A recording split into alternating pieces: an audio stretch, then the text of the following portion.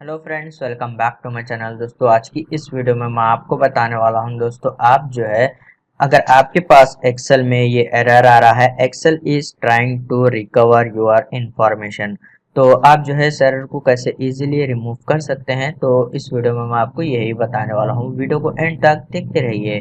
बहुत simple step है, आप इस स्टेप को फॉलो कीजिए। सबसे पहले आपको जो है रन कमांड ओपन करना है। विंडोज की प्रेस करते हुए आप आर प्रेस कीजिए, रन कमांड ओपन हो जाएगा।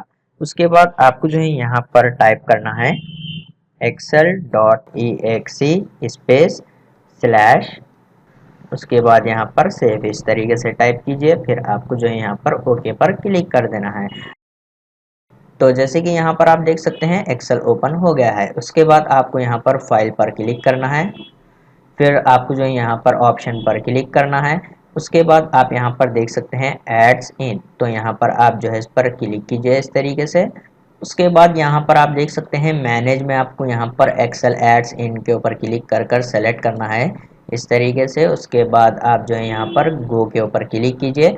फिर यहाँ पर कोई भी बॉक्स में अगर चेक है तो आप जो है उसको अनचेक कीजिए। फिर आपको ओके के ऊपर क्लिक करना है। उसके बाद आप जो है एक्सेल को क्लोज कीजिए। फिर दोस्तों आपको फिर से एक्सेल को जो है ओपन करना है आपके पीसी में।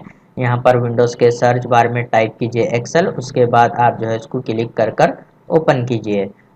फिर आपको जो है यहाँ पर फाइल के ऊपर क्लिक करना है। जैसे ही आप यहाँ पर फाइल पर क्लिक कर लेते हैं तो आपको यहाँ पर ऑप्शन पर क्लिक करना है।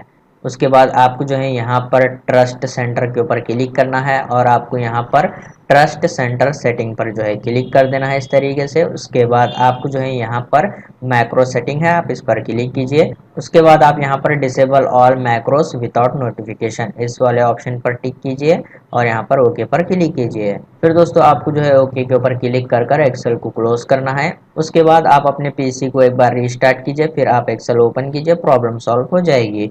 उम्मीद है आपको वीडियो पसंद आया तो प्लीज़ लाइक कर देना और इसी तरह के वीडियोस देखने के लिए चैनल को सब्सक्राइब कीजिए।